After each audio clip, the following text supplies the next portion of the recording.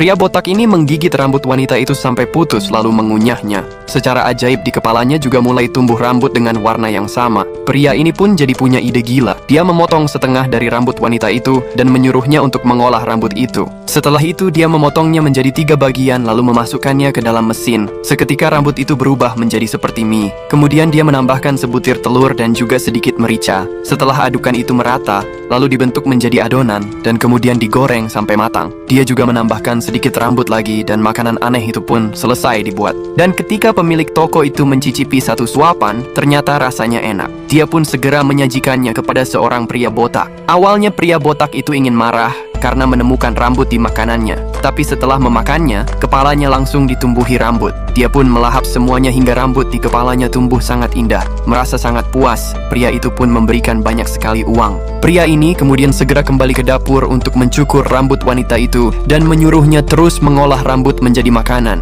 Tak disangka restorannya menjadi sangat ramai. Para pria botak dari seluruh negeri pun datang mengantri. Dia terus-menerus membuat adonan rambut dan menyajikannya satu persatu.